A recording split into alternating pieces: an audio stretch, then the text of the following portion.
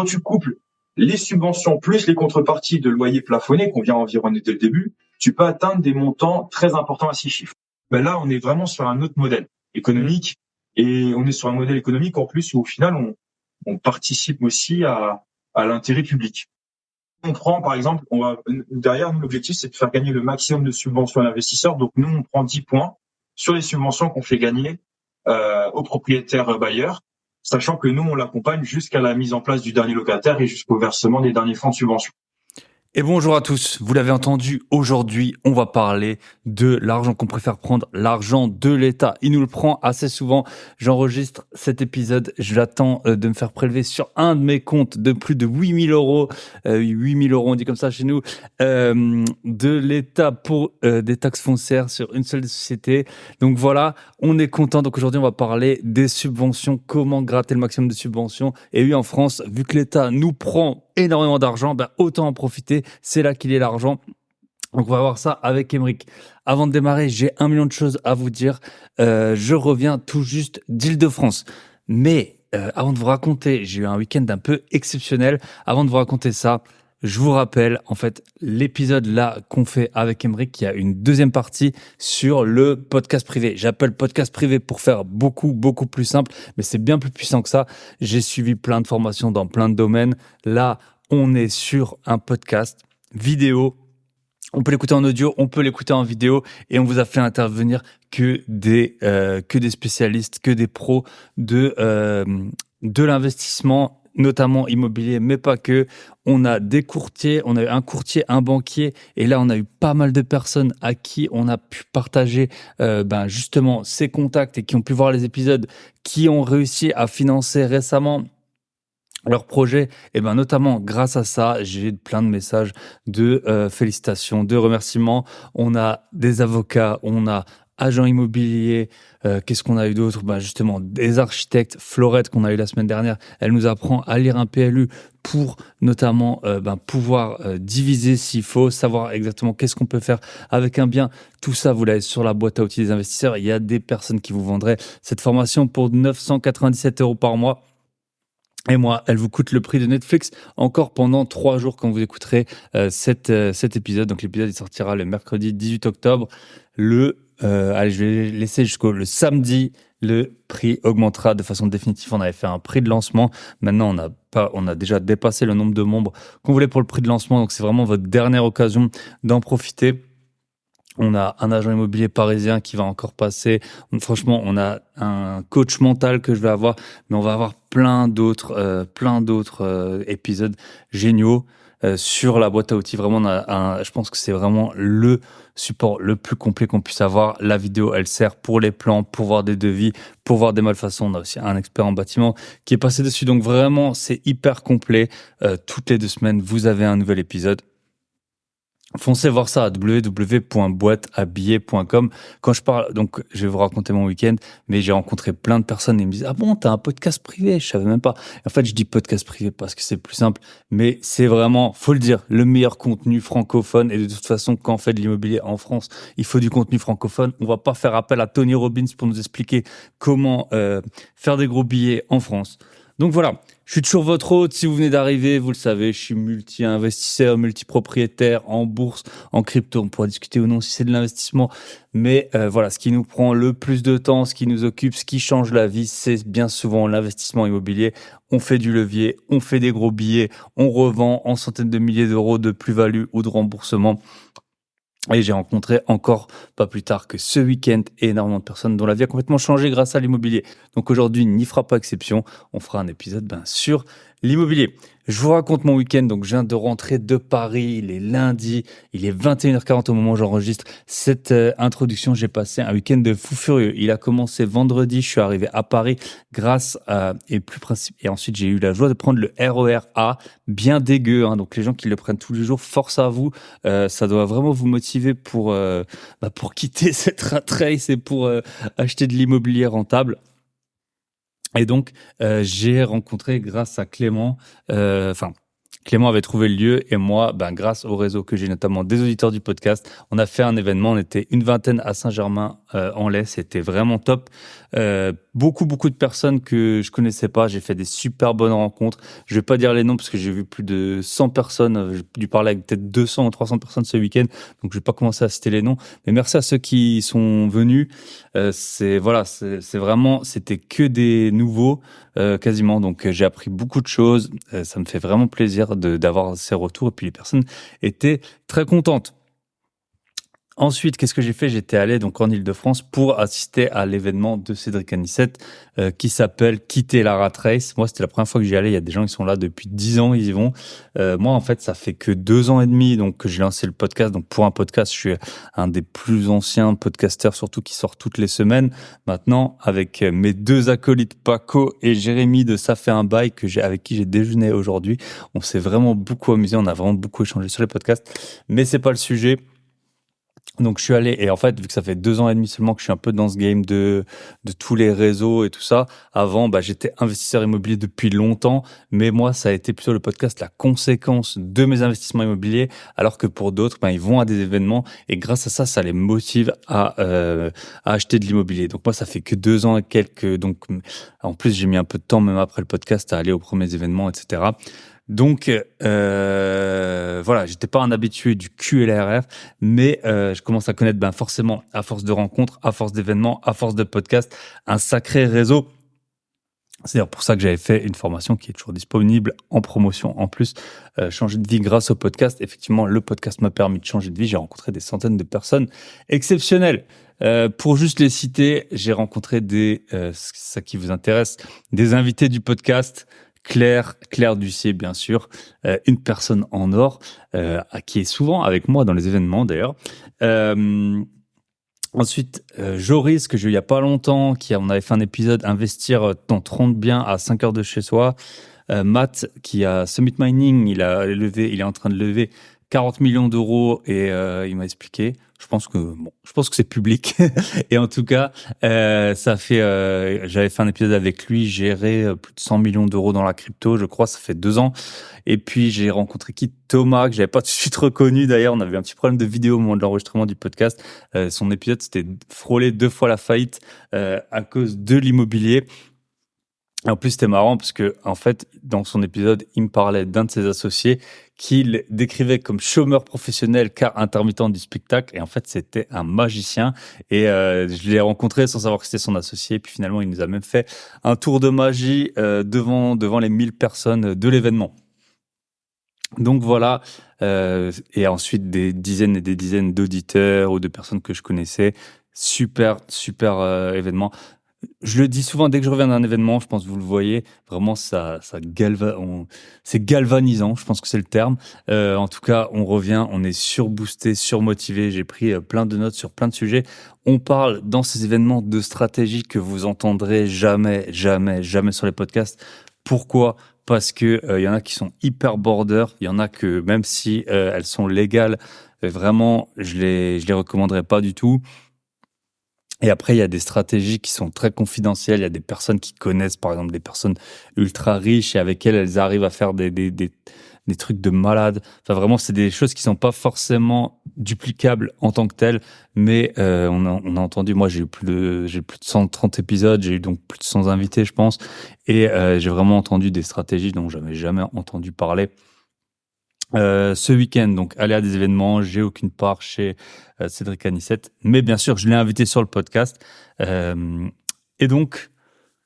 bien sûr j'ai aussi eu plein de nouveaux contacts pour les podcasts et je vais vous préparer des épisodes de super qualité avec des intervenants exceptionnels. Donc qu'est-ce que je voulais vous dire d'autre? Ça fait déjà pas mal. Aller à des événements, merci à ceux qui sont autour de nous. Dans tous ces événements, en fait, c'est génial. C'est vraiment une vie comme on voudrait qu'elle soit. Tous les gens, ils sont bienveillants. On parle à tout le monde. Franchement, on était 1000 personnes dans cet événement. J'y étais de environ 8h à 19h30. Plus ensuite, je suis allé dîner 3 fois avec, justement des participants. Enfin, j'ai fait vendredi, samedi, dimanche. Et j'ai jamais vu une personne seule. C'est un truc de malade. il y a beaucoup de gens à qui je parlais qui étaient venus seuls. Il y avait des personnes qui avaient largement plus de 60 ans. J'ai parlé avec, d'ailleurs, j'ai dîné avec quelqu'un. C'était le petit frère d'un habitué. Il avait 17 ans. Donc vraiment, c'est hyper large. Et en fait, tout le monde parle à tout le monde. C'est vraiment génial. On fait des liens entre les gens qu'on connaît. Parfois, on se connaît pas du tout. Tout le monde a des histoires. Il y en a qui sont très avancés. Vraiment, il y a des personnes qui avaient pas d'appartement. Il y a des personnes qui avaient juste 2 parkings, je m'en souviens. Puis ensuite, j'ai parlé à des marchands en dizaines de lots par an. Donc vraiment, il y a de tout. Et c'est hyper bienveillant et on peut parler à tout le monde et tout le monde est trop sympa et tout le monde après en plus quand ils savent que c'est moi qui ai le podcast, ah mais j'adore, je l'écoute tout le temps pour aller sur mes chantiers et tout ça, pour aller voir mes lots. Donc ça fait vraiment super plaisir. Aller à des événements, il y a des événements, cet événement était payant, il y en a qui sont quasiment gratuits, il y a des repas comme j'ai pu organiser le vendredi, voilà, ça vous coûte juste le prix du repas, personne gagne d'argent là-dessus si ce n'est le restaurateur. Mais rencontrer des investisseurs, que vous soyez, peu importe votre niveau, que vous soyez ou très avancé, on a toujours vraiment des choses à apprendre. Et puis parfois, on est un peu le champion de sa rue. J'en ai déjà parlé dans d'autres épisodes. Si vous avez peut-être 10 ou 20 appartements, vous êtes un peu le champion de votre rue. Vous êtes le gars connu pour avoir de l'immobilier. Et puis, de temps en temps, ça remet une bonne dose d'humilité. Et puis, à moi le premier, d'aller parler à des personnes qui sont encore beaucoup plus avancées. Donc voilà, bon, il y a dans la vie réelle, je connais très peu de gens. Enfin, je côtoie très peu de gens qui ont, par exemple, autant d'appartements que moi ou plus. Et puis après, quand on va là, forcément, on a peut-être 8 personnes qui en ont moins, et puis on en a 2 qui en ont vraiment beaucoup plus, et qui ont des stratégies tout à fait différentes. Donc voilà ce que je voulais vous dire. Et petit point, je vais vous faire un petit point pub, un petit instant pub. Allez, hop. Donc je vous ai parlé, le podcast privé, la boîte à outils des investisseurs. Et ensuite, en parlant à tout le monde, les gens me disent « Ah, mais t'as un podcast privé, mais je savais pas. » Et en fait, je comprends, vous êtes occupé, vous faites d'autres choses. Et après, je disais « Ah, mais j'ai des formations là-dessus, je savais pas. » Donc je vous fais un point sur ce que j'ai, ce qui est en promo, ce qui l'est pas. Et comme ça, vous saurez, ça va prendre pas plus que 20 secondes, je pense. Allez, 30 secondes. Donc, le podcast privé, c'est le meilleur truc. Le tarif augmente dans 3 jours, donc c'est le moins cher. Dépêchez-vous. Ensuite, si vous voulez vous faire accompagner, donc j'étais tout le week-end avec Yanni, un de nos membres qu'on a pu avoir pendant longtemps dans le club. Vous commencez quand vous voulez, vous arrêtez quand vous voulez, vous pouvez prendre un appel gratuit avec nous et on vous guide avec mon associé pas à pas du début jusqu'à ce que vous voulez. Vous pouvez arrêter au bout d'1 mois, vous pouvez arrêter au bout de 1 an ou 2 ans. Mais vraiment, le but, c'est de vous guider, de trouver votre zone de recherche, trouver quel type de bien vous allez exploiter. Et ensuite, achetez le bien. Qu'est-ce que vous faites? Qu'est-ce qu'il faut regarder dans le compromis? Qu'est-ce qu'il faut regarder dans le financement? On vous donne les contacts qu'on a si jamais vous avez besoin. Voilà. On fait vraiment du début, donc tiens, j'achèterais bien de l'immobilier à tiens, ça fait quand même beaucoup d'argent que j'encaisse sur mon compte en ce moment. Là, Yanni, je pense que je peux le dire, et puis il est un peu comme beaucoup d'entre nous. En fait, quand il a un appartement en location courte durée, et en fait, quand on reçoit les notifs de réservation, ça on peut vite en devenir accro. Ça te balance une grosse dose de dopamine dans le cerveau. Et c'était trop marrant parce qu'on était côte à côte. Et moi, je lui montrais, je recevais des avis 10 sur 10, lui recevait des réservations et tout. Donc voilà, il a l'air très satisfait. Vous pouvez très probablement le contacter. Il confirmera mes dires. Et donc voilà, ça fait trop plaisir de le voir en plus en vrai parce que bien sûr, on fait ça, on vous suit à distance. Et donc, que vous soyez en France, après, ce sera plutôt bien sûr vu les spécificités de la France, c'est pour la France. Même si, au fur et à mesure des invités, je commence à avoir des bonnes connaissances, la Suisse, la Belgique et certains autres pays. Ensuite, si vous voulez, et toutes les autres formations que je vais vous citer, vous pouvez m'appeler une fois quand vous en avez fait l'acquisition. Une formation, et mes formations sont vraiment, vraiment les moins chères alors que, voilà, c'est moi qui délivre le plus de valeur, c'est incroyable ça. Et c'est peut-être parce que moi, j'ai des business qui tournent bien et du coup, c'est juste que je suis dans le partage. Mais en tout cas, j'ai une formation sur comment négocier des biens immobiliers. J'ai 2 formations qui sont en promo. Une formation sur changer de vie grâce au podcast et une deuxième formation sur comment j'ai généré. Alors à l'époque, c'était, je crois que c'était 3 000 € en 2 mois. avec ma résidence principale. En tout cas, maintenant, je peux vous le dire, j'ai fait les comptes. J'en suis à 10 000 euros avec ma résidence principale de générer parce que, voilà, j'ai lancé en mai. Donc, en mai, ça fait 5 mois, même pas, 10 000 euros sur mon compte en plus. Ça fait plaisir, hein. Ça paye les vacances. Donc, voilà. Et ces deux formations, mettre sa résidence principale, comment mettre sa résidence principale sur Airbnb et Booking. Bien sûr, je vous explique pas que ça. Je vous explique comment avoir des bonnes notes. Je vous explique les messages qu'il faut envoyer. Je vous explique comment faire le guide du voyageur, tout ça. C'est vraiment donné. C'est vraiment donné. Elle coûte moins que 100 euros là. Donc voilà, moins de 100 euros pour faire 10 000 euros. C'est quoi? C'est un ratio de 1 à 100, même en crypto. On fait pas des leviers comme ça. Je pense que là, il est temps d'attaquer le podcast avec Aymeric. Je vous souhaite une très bonne écoute. Donc, vous avez bien sûr tous les liens, surtout en description du podcast. Vous allez sur mon site grosbillet.com. Je vous souhaite une très bonne écoute. Et on se retrouve de l'autre côté avec Aymeric.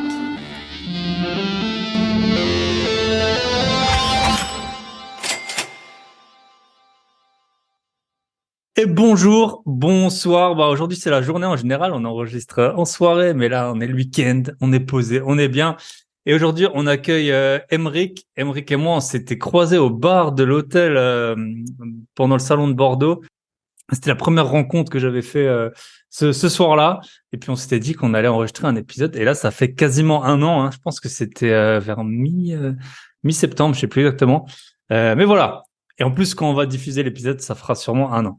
Aymeric, je te laisse te présenter parce que tu as une spécificité. Voilà, tu as un domaine d'expertise, on va dire, et c'est de ça dont on va parler. Et pour lancer les présentations, j'aime bien que les invités ils racontent un peu une expérience insolite de boulot un peu un peu ingrat, on peut dire, où on s'est dit bon, on va peut-être pas faire ça toute notre vie. Donc, je te laisse attaquer. Salut Thibaut, déjà bonjour à tous, merci pour l'invitation, c'est vraiment cool. Tu sais c'est un plaisir d'échanger sur l'immobilier, sur ce qu'on fait et de partager ça à des passionnés comme nous. Écoute, moi c'est Aymeric, je suis de base, je suis maîtrise d'œuvre dans le bâtiment, d'accord, dans la rénovation. Ça va faire maintenant ça fait 10 ans. J'ai fait chez Vinci Construction sur Paris et puis après je suis parti sur Genève. Et ma spécificité, comme tu as pu le dire, en fait, nous on est spécialisé dans les subventions et je précise bien pour les propriétaires bailleurs. Donc pour nous investisseurs, on n'est pas basé, on va pas nous se baser sur des subventions liées à la résidence principale, même si on connaît certaines modalités, mais on va plutôt être sur des projets de rénovation et d'amélioration énergétique pour des bailleurs qui pourront toucher des subventions de l'ordre de 100 000, 200 000, voire plus en fonction des surfaces des logements. Ça, on verra par la suite. Alors, pour la petite anecdote, donc du coup, tu voulais que je parle un peu de mon expérience la plus claquée au sol que j'ai pu avoir. La première, j'ai envie de te dire, j'ai fait un stage à l'époque quand j'étais en école d'ingénieur, stage de fin d'études. Non, pas de fin d'études, pardon, c'était le premier stage en entreprise, c'était 6 mois, moi j'avais fait. J'étais parti au centre aérospatial allemand. Je me suis dit, waouh, je vais kiffer, je vais adorer tout ça, ça va être super. Et je me suis retrouvé dans une université claquée au sol à Stuttgart en train de faire des tests sur des petites plaques en fibre, en carbone, c'est quoi, c'était en carbone. Et il fallait que je fasse des tests de résistance, de force et tout. Et c'est depuis ce stage-là que je me suis dit, hors de question que je fasse de la recherche, hors de question que je m'enferme dans un monde, en fait, vraiment que technique et vraiment que tu sais, c'est des tests que tu vas faire à cette place, tu vois, c'est des genres de programmes. Du coup, mon deuxième stage, il est remonté directement avec plutôt aspect humain, financier, terrain, et c'est pour ça que je me suis parti sur le bâtiment et que j'ai commencé direct chez Vinci, en fait. Ok. Et c'est voilà un peu claqué au sol, mais vraiment mes journées à passer avec une petite plaque, à faire des tests. Tu fais des graphiques, en plus c'était en allemand, donc fallait traduire, fallait faire les. C'était on me laissait dans une salle tout seul. Horrible. Mais les stages et les premiers boulots, ça a au moins ça ça t'apprend ce que tu veux pas faire, quoi, et C'est que il faut ça, avoir un peu d'ambition dans la vie. c'est ça. Après, je peux raconter une autre petite anecdote parce que pour Vas-y, montrer aussi que vas-y. c'est pas forcément évident. Mon premier emploi en Suisse, j'ai atterri chez une société qui est une filiale de Bouygues qui s'appelle Losinger Marazzi. Je quitte Paris, je viens avec ma famille ici sur place, etc. On quitte tout. Et au bout de 2 mois, on me dit merci, au revoir. Ah ouais, la Suisse, c'est ça, hein. T'es bien Voilà. payé, mais le droit du Et, travail, et il est assez ça, court. Ah ouais, ça, c'est vrai que ça prend une grosse claque, tu te remets en question, tu te dis bon, après, il y a eu des choses qui fait que, effectivement, je pense que je suis pas arrivé plus dans le bon move avec la bonne team. Mais après, bon, tu rebondis, hein. Il y a du boulot. Un mois après, même pas, j'étais chez le Mm. concurrent et j'ai appris que c'était pas forcément la meilleure société pour commencer ici. Mais voilà, c'était une petite anecdote où quand même tu prends des risques, tu vois, en plus tu démissionnes pour ton emploi, donc le chômage, t'as pas le droit quand tu, par la suite. Mm. Et tu te retrouves à descendre de 10 étages parce que tu avais des Mm. prévisions un peu différentes, quoi. Ça va bien. Voilà. Mais je pense, quand on est français, on se dit toujours, enfin, on a grandi, nous, on a plus ou moins le même âge, dans un monde en crise où, en fait, il y avait le chômage, ça a toujours été le problème. Et en fait, perdre son emploi, ça voulait dire peut-être pas en retrouver. Alors qu'il y a des marchés où, en fait, il y a, je pense, en Suisse, le taux de chômage, il est super faible. Donc, se faire licencier, bien sûr, c'est jamais agréable, mais c'est moins grave que peut-être en France. Et après, moi, c'était le coloc d'un pote. Lui, il travaillait parce que souvent on se dit, ouais, si j'ai été viré, c'est que j'étais mauvais. Lui, il travaillait, je crois que c'était chez Crédit Suisse ou UBS. Et genre, tout son service, je sais pas, 60 personnes, ils les ont virés. Donc là, t'as beau être la star, faire ton métier du mieux qu'on tu peux. Le gars qui décide, il connaît même pas ton nom, il regarde même pas, il dit, bon, bah, tout le service là, on ferme et puis au revoir. Après, c'est vrai que tu vois, pour faire le lien avec l'investissement IMO, tu peux te dire, admettons, enfin, on pourrait envisager que quelqu'un se dise, bon, bah vas-y, je t'achète un bien qui est cher et puis tous les mois, je mets au bout, tu vois, du patrimonial, comme on dit ça. Ça, c'est un peu l'optique française, en mode, ouais, j'aurai toujours des bons revenus. Enfin, une fois que je les ai et puis je vais pouvoir mettre au pot. En Suisse, tu peux pas, tu te dis, bon, bah ça se trouve, demain, je passe de 7 000 à 2 000 euros par mois et ça va pas être pareil, quoi. Donc, Ouais, non, c'est clair. Et puis après, ce qu'il faut se dire aussi, c'est qu'aujourd'hui, le travail, que ce soit en Suisse ou en France, trouver du travail, je pense que dans certains secteurs, il n'y a pas de mal, justement, ils cherchent beaucoup de monde. Et le plus difficile, au final, c'est de lancer son entreprise ou son business, ça c'est encore autre chose, tu vois. Quand tu compares, effectivement, tu as la facilité d'être salarié. Je trouve qu'aujourd'hui, maintenant, c'est une facilité de trouver du boulot. En soi, je pense que chaque domaine que les gens dans lequel ils travaillent, je pense à un moment donné, quand tu commences dans ce milieu, tu peux toujours trouver par rapport à ce que tu fais. Mais par contre, monter un business et monter une entreprise, voilà, là, tu prends des risques, tu t'engages aussi une responsabilité qui est différente et tu te dis toujours dans un coin de la tête, tu te dis bon, ok, si ça ne fonctionne pas, et je sais que j'ai le salariat, mais c'est trop facile de revenir là-dedans. hmm. C'est trop facile. Ok, top. Et donc maintenant, ton activité, tu peux nous la décrire rapidement, puis après on la Ouais. passera un peu en Alors, détail. donc nous aujourd'hui, parce que je dis nous parce qu'on est deux, je suis avec Sébastien Dias, qui est mon associé sur la société donc WeMob. On a créé maintenant depuis un petit peu plus d'un an. Donc nous en fait, on a créé cette société-là puisqu'on s'est rendu compte qu'il y avait un manque de connaissances et d'encadrement sur tout ce qui était subvention de l'investissement. Pour t'expliquer, Sébastien, c'est quelqu'un que j'ai rencontré dans un mastermind, un séminaire, non, excuse-moi, dans un séminaire, et il s'avère que lui, il a réalisé une dizaine de projets en 3 ans, en justement sollicitant les aides financières pour chacun de ces projets. Et ça lui a permis de grandir beaucoup plus rapidement par rapport aux liquidités qu'il pouvait percevoir sur ces projets. Bon. Ok. Donc WeMob, qu'est-ce que c'est? WeMob, c'est une société donc spécialisée pour les investissements immobiliers avec des subventions. Donc nous, on est là pour monter les dossiers auprès des organismes des aides, pour avoir derrière, on va développer, pour pouvoir rendre éligible aussi le projet et optimiser aussi ses gains en fonction de l'agencement, en fonction des modalités de travaux et en fonction du montage du dossier. Ok. Et ça, vous le faites partout en France ou juste dans votre région? Non, justement, on le fait partout en France. Aujourd'hui, on fait essentiellement dans les villes qui sont ciblées dans le dispositif qu'on appelle Action Cœur de Ville. On en parlera tout à l'heure, mais puisque dans ces villes-là, en fait, des aides assez plus intéressantes que dans d'autres. Et aujourd'hui, pour donner un exemple, on fait des projets sur Lens, sur Autun, sur Châlons-en-Champagne, sur Agen, Fontenay-le-Comte. On va être bientôt sur peut-être Saumur, on fait un Vierzon aussi. Voilà, Hmm.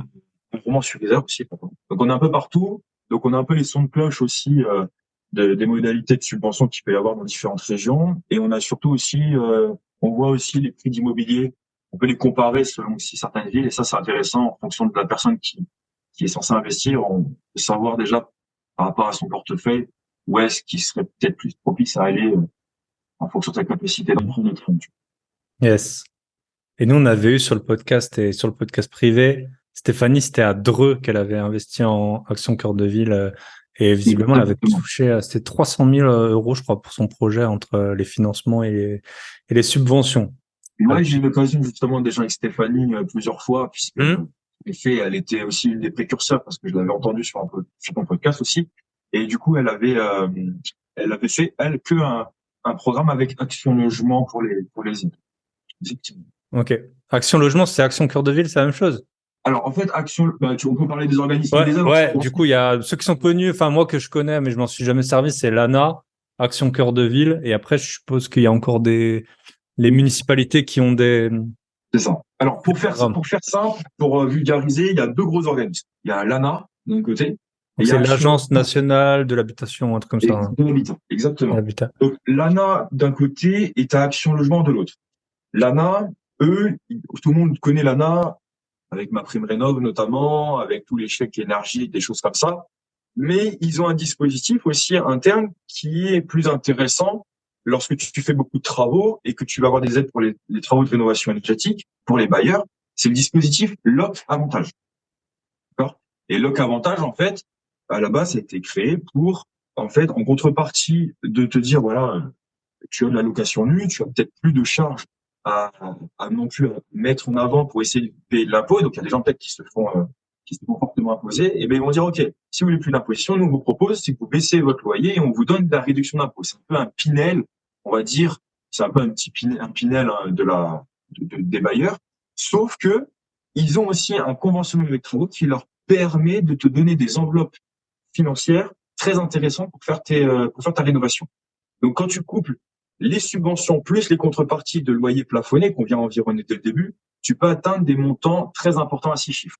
Okay. Donc ça, l'ANA, c'est l'organisme. Et le dispositif qui est le plus intéressant que nous, on développe, c'est LOC Avantage. Ok. Mais ça, tu peux le faire même indépendamment des travaux, non? D'avoir les loyers plafonnés qui est déductible. Oui, c'est-à-dire qu'en fait, à la base, c'est un avantage fiscal lié, en fait, qui te dit que si vous baissez votre loyer, vous avez une réduction d'impôt sur un certain pourcentage de votre loyer à l'année. Mais couplé à des travaux, tu as des subventions. Donc, ça veut dire qu'en fait, l'avantage, tu vas avoir un avantage fiscal si tu achètes personne physique ou si tu es transparent fiscalement, parce que la réduction d'impôt, elle ne de sens que quand tu as un foyer fiscal qui est mis en avant sur ton projet immobilier, et que tout ce qui est société, pas de réduction d'impôt, ça n'a pas de sens. Et en plus de l'avantage fiscal, tu vas avoir en fait les subventions qui vont être évaluées par rapport au projet en lui-même, les surfaces, l'état du bien et les typologies de travaux que tu vas réaliser. D'accord? Okay. Donc ça, effectivement, ce n'est pas qu'un avantage fiscal, c'est surtout, et c'est ça qu'on met en avant, c'est quand on fait des travaux, tu as des enveloppes de subventions très importantes. Okay. D'accord? Donc, l'ANA, tu as LOC Avantage en dessous, et Action Logement. Donc, Action Logement, c'est quoi? Action Logement, c'est un organisme financier à la base qui, en fait, connu pour la Visale. Nous, on le connaît pour la Visale. Exactement. Pour la Visale. Attends, je vais juste. Hop. Il y a la pluie qui commence à arriver. Donc, en fait, effectivement, l'Action Logement avec la Visale, ben, ça, c'est pour les garanties loyers impayés. C'est-à-dire que le locataire, il vient s'inscrire ses informations personnelles. Et puis, derrière, tu vas pouvoir savoir si effectivement il est éligible ou non à la garantie Visale avec Action Logement. Mais Action Logement, c'est pas que ça. Action Logement, en fait, eux, il faut savoir que leur objectif, c'est de proposer des logements soit à l'achat, soit à la location à des salariés qui travaillent dans des entreprises qui ont plus de 50 salariés. Et à partir du moment où tu as plus de 50 salariés, il y a une cotisation du 1% patronal. D'accord? Donc, il y a un enjeu au final où l'enveloppe, le budget d'Action Logement, même s'il y a l'État qui vient aussi générer un pourcentage, ça provient aussi des sociétés privées. Et de là, ils ont un objectif de proposer des logements, que ce soit du neuf, ou que ce soit des logements qui ont été rénovés, pour répondre à un besoin d'habitation, de logement autour de grandes sociétés qui ont besoin de personnel. Okay. Et le 1% patronal, là, tu peux nous le décrire un peu? Le 1% patronal, en fait, si je te dis pas de bêtises, c'est que tu as les sociétés. Alors, je sais pas si c'est issu. En fait, ça va être une cotisation que les entreprises en fait payent pour budgétiser en fait les fonds d'Action Logement. Ok. C'est-à-dire que en gros, c'est une obligation, je pense, de l'État qui a été mis en place de manière à se dire voilà, les entreprises qui ont plus de 50 salariés sont dans l'obligation de cotiser à 1%. Alors, est-ce que c'est 1% selon chaque salaire de chaque salarié ou c'est 1% de leur chiffre? Ça, je sais pas. Je t'avoue, je suis pas un professionnel là-dessus.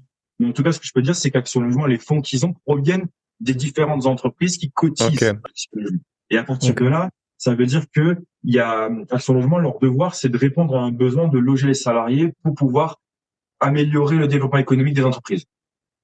Et à partir de là, en fait, Action Logement, ils ont des fonds. Très souvent, il y a aussi le prêt, le prêt à la maison, le prêt à taux, je crois que c'est à taux zéro. Ben, le prêt à taux zéro quand tu accèdes à la propriété. Je crois qu'il y a ça aussi qui mettent en avant Action Logement, où il y a taux important aussi de leur côté. Mais Action Logement aussi vient proposer, et là on parle du dispositif du coup qu'on met en avant, le dispositif Action Cœur de Ville. Et Action Cœur de Ville, c'est quoi? Action Cœur de Ville, c'est 222 villes de France dans la métropole. Il y a aussi, en plus, il y en a dans les dom-toms. Et dans ces villes-là, ils se sont rendus compte qu'il fallait dynamiser les centres-villes, qu'il y avait un enjeu économique aussi derrière. Il y avait des bâtiments qui étaient vacants et à l'abandon. Et Action Logement s'est dit, OK, ben nous, on va accompagner d'une part les collectivités et les municipalités pour pouvoir créer peut-être des infrastructures, développer les axes et autres avec des budgets conséquents, mais aussi on va aller encadrer les propriétaires privés, bailleurs, qui souhaiteraient acheter des immeubles vacants, les rénover et les proposer par la suite à des salariés. Donc Action Logement, comme on a dit tout à l'heure, tu as l'ANA avec le Cavantage, et de l'autre côté, tu as Action Logement avec le dispositif Action Cœur de Ville. Et le dispositif Action Cœur de Ville, c'est un programme qui a été mis en place si je te dis pas de bêtises, c'est 2018, qui avait une durée de 5 ans et qui a été reconduit là de nouveau par le gouvernement, par les accords qu'il y avait aussi avec Action Logement, puisqu'ils ont vu qu'il y avait une certaine avancée économique et un développement qui était intéressant dans certaines villes. Donc c'est quand même le président M. Macron qui avait été précurseur de ce programme-là. Et il faut savoir qu'il y a différents partenaires comme la Banque des Territoires, donc Action Logement, et l'État qui viennent aussi derrière donner un essor et un dynamisme assez important sur le fait de s'occuper de certaines villes moyennes. On parle quand même de villes comme Bergerac, comme Saint-Nazaire, comme Bourges. C'est pas des petites villes, tu vois. C'est des villes moyennes. Il y a des villes à plus de 50 000 habitants où il y a de l'activité. Il y a de l'activité derrière. Ok. Donc ANA, Action Cœur de Ville. Est-ce qu'il y a des autres subventions que vous levez auxquelles les propriétaires bailleurs ils ont accès? C'est bon. Alors l'ANA, donc tu as le Cavantage, Action Logement, tu as Action Cœur de Ville, et très souvent en fait dans les programmes que nous on accompagne, il y a en fait en plus d'avoir simplement l'ANA avec le Cavantage, il y a aussi les collectivités qui viennent abonder les aides. Donc augmenter la prise en charge des travaux. Pourquoi? Parce qu'ils ont signé des conventions qu'on appelle l'OPA-RU, Opération Programmée pour l'Amélioration de l'Habitat. Et RU, ça veut dire rénovation urbaine. Et en fait, ce sont des conventions qui signent d'une durée de 4 ou 5 ans, qui permettent en fait à la région, au département ou à la Comcom et l'Aglo ou même la ville de venir donner des subventions supplémentaires à l'ANA. Donc, l'idée, c'est que si tu as une ville où tu as déjà Action Logement qui s'y intéresse, t'as l'ANA, parce que l'ANA, par contre, contrairement à Action Logement, c'est ciblé par rapport aux villes, l'ANA, c'est surtout le territoire. Du coup, tu te dis, t'as plus de chances aussi d'avoir une convention d'OPA-RU, en plus, parce qu'il y a un intérêt économique pour l'ensemble. Et du coup, ils vont venir encore booster pour ramener des subventions supplémentaires pour le propriétaire. D'accord?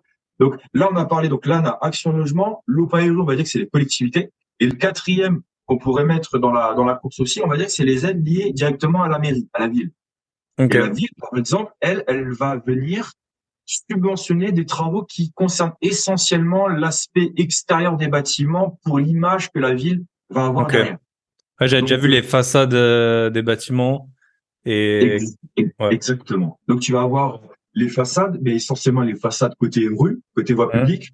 Tu vas avoir aussi les toitures, aussi, en rénovation. Et parfois, tu peux avoir même, c'est un petit peu plus rare, mais les espaces communs. Les espaces communs, par exemple, des fois, tu vois, en centre-ville, tu as des anciens bâtiments où il n'y a pas d'accès dissocier entre le local commercial et les logements aux étages. Donc, des fois, ils te disent, OK, s'il faut créer un couloir ou un accès indépendant, ben, nous, la ville, on vient aussi vous aider financièrement, par rapport à un certain pourcentage et par rapport à un certain plafond de dépenses. Bien sûr, hein, ils vont pas tout payer, c'est jamais le cas. Mais en tout cas, ils vont pouvoir, être un précurseur et t'accompagner là-dessus. Okay. Bah, c'est un bon business parce qu'en France, tout le monde se plaint des impôts. Bah, les impôts, ils retombent quelque part, hein. Et je pense que, franchement, quand on regarde les métiers qui gagnent très bien leur vie, en France, c'est les médecins, par exemple, tout ce qui est lié à la santé, pas les généralistes ou les autres. Ils sont payés par l'État, en gros. Les notaires, bon, bah, ils sont payés par, enfin, c'est la loi qui les, qui oblige à ce qu'on aille chez le notaire, tout ce qui est la formation, il y a beaucoup d'argent dans la formation, hein, mine de rien. Pas la formation comme on fait sur Internet, mais tout ce qui est les BTS et tout ça. Et là, tu as une nouvelle niche, voilà, donc tout ce qui est les subventions. Avant qu'on aille dans le détail, je pense que tout le monde se pose la question, comment est-ce que votre société, elle se rémunère? Je pense que tout le monde se pose la question. Là où on se parle, aujourd'hui, on n'a pas modifié nos modalités de prestation, clairement. Nous aujourd'hui, le but, c'est qu'en fait, comme j'ai déjà dit, c'est que ça coûte quasiment rien du tout. D'accord, je dis quasiment parce que rien n'est gratuit non plus, mais l'idée, c'est de se rémunérer déjà, d'une part, pour lancer le projet. Donc nous, on a un forfait à 4008 hors taxe pour lancer les échéances, les dossiers, etc. Parce qu'il faut pas se leurrer, c'est des process qui vont être semés d'embûches. Il va y avoir aussi des dossiers qui vont devoir être montés de manière assez rapide et ça va être un process assez long. Voilà. On n'a rien sans rien. S'il faut aller chercher à un moment donné du 150 000 euros de subvention, 18, 24 mois, voilà, il y a des choses qui doivent se faire, mais bien correctement, bien en amont avant de se casser les dents. Donc, nous, c'est du 4 minutes hors taxe qu'on va venir aussi après, pourquoi pas proposer aux clients et à la maîtrise d'œuvre de venir noyer dans ces aspects-là pour que le client puisse récupérer, par exemple, ses fonds et son avance. Comme ça, au client, ça lui coûte zéro. On va dire 4008 sur 20 ans, c'est pas quelque chose qui va changer l'équilibre du projet. Et on prend, par exemple, derrière, l'objectif, c'est de faire gagner le maximum de subventions à l'investisseur. Donc, nous, on prend 10 points sur les subventions qu'on fait gagner aux propriétaires bailleurs, sachant que nous, on l'accompagne jusqu'à la mise en place du dernier locataire et jusqu'au versement des derniers fonds de subvention. Comme ça, parce qu'on s'est rendu compte aussi que les investisseurs avaient besoin d'être rassurés des fois à des moments de projet, à des étapes.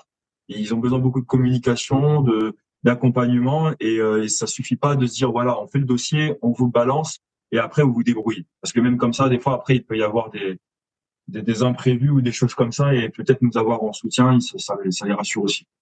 Ok. Donc si on a 100 000 euros de subvention, ça coûte 10 000 plus 4 800. C'est ça, exactement. Sachant qu'après, derrière, on a un projet qui dure en moyenne, on va dire, allez, c'est du 12 à 18 mois. 12 à 18 mois, vaut mieux qu'on parte sur l'idée que les gens, c'est sur un process assez long. Mais comme je dis, il y en a qui disent, ouais, mais c'est trop long. C'est trop long, mais est-ce qu'en 18 mois, vous arrivez à faire peut-être 150 000 euros? Voilà, c'est ça.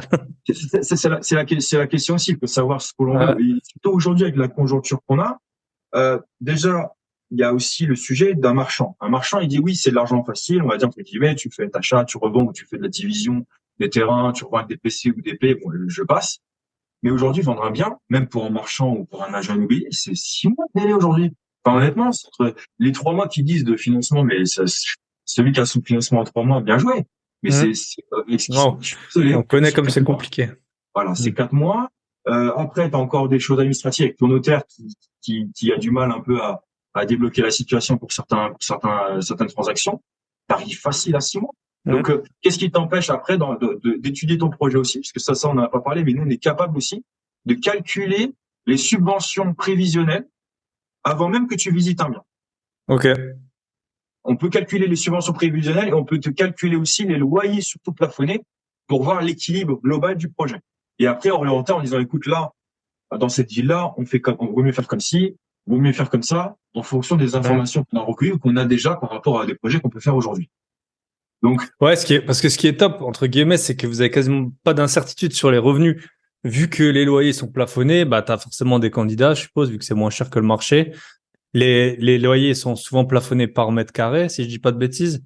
Donc, en gros, tu sais, je vais rentrer tant. Et après, de là, vu que tu sais, après, c'est la division, hein, la renta. Tu sais combien tu vas rentrer. Tu sais combien tu vas avoir de subventions. Donc, tu sais combien tu peux payer, le bâtiment pour avoir la renta, que tu veux. Là où, quand on est bailleur normal, bah, parfois, tu te dis, bon, bah, je vais louer, je sais pas, à 700, puis après, tu te rends compte que c'est plutôt 640 ou 800, et puis t'es pas sûr de louer si vite. Ouais, effectivement, c'est ça. Il y a un simulateur en fait sur le site de l'ANA qui vous permet en fait d'écrire l'adresse, la ville, et ensuite d'avoir le loyer qui est plafonné par rapport à la surface du logement que vous avez considéré. Faut pas marquer, par contre, si vous avez un immeuble, parce que on va en reparler, mais faut pas marquer la surface de l'ensemble de l'immeuble. C'est la surface juste du logement. C'est de manière indépendante. Et il faut savoir que c'est pas linéaire. On n'est pas par exemple, si dans une ville vous êtes à 10 euros du mètre carré en moyenne et qu'avec l'ANA vous êtes à 7, c'est pas 7 euros fois la surface. Au final, ça dépend de la taille du logement. Ouais, En fait, c'est décroissant un peu. C'est l'inverse des impôts. c'est un peu décroissant et puis ça augmente jusqu'à une certaine surface et ça redescend un peu. Parce que ils valorisent bizarrement, ils valorisent des surfaces un peu petites. Mais après, les grandes, c'est pas parce que tu as un 80 ou un 100 mètres carrés qu'au final, ton loyer, il va faire un bon. Voilà. Donner, il y a des régions, si tu, si tu proratises ça et que si tu fais ça de manière, un coefficient multiplicateur et que tu mets à 1500 euros à 100 mètres carrés, il y a des régions, ça se loue jamais. C'est pas possible.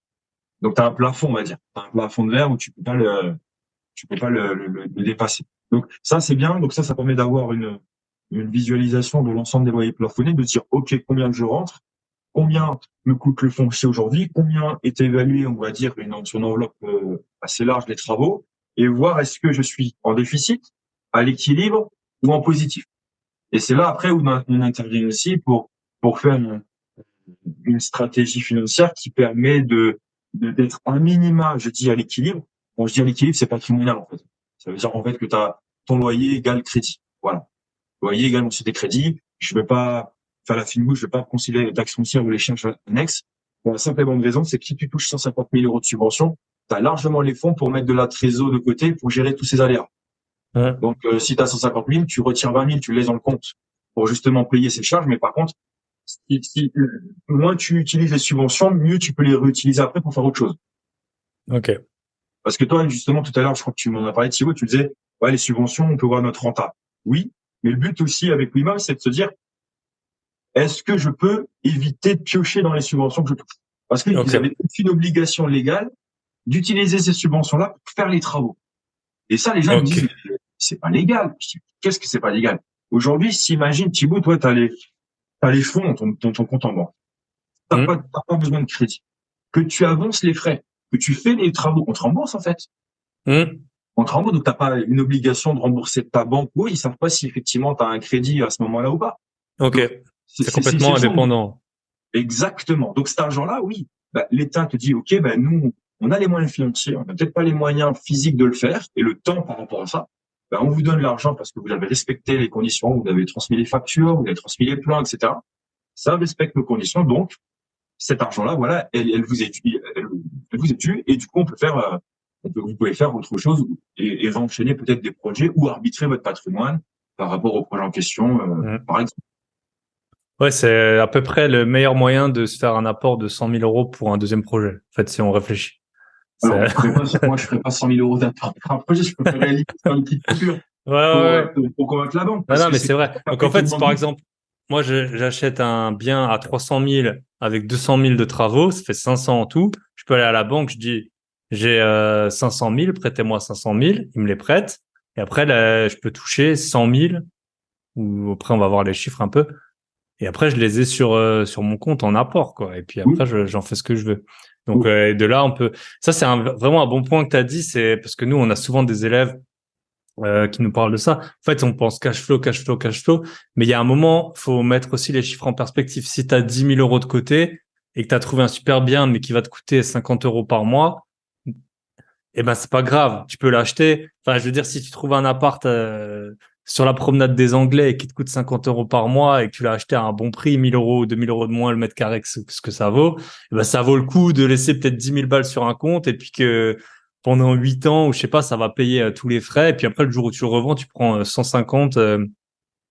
Donc, faut pas regarder au mois, il faut regarder toute l'opération. Enfin, je pense que tu es d'accord avec moi. C'est achat, exploitation, revente. Et c'est là où après, tu calculeras vraiment ton cash flow. Après, quand on débute, qu'on n'a pas d'argent, parfois, c'est plus compliqué. C'est exactement ça. Après, effectivement, c'est pas des projets non plus, je trouve, pour des débutants.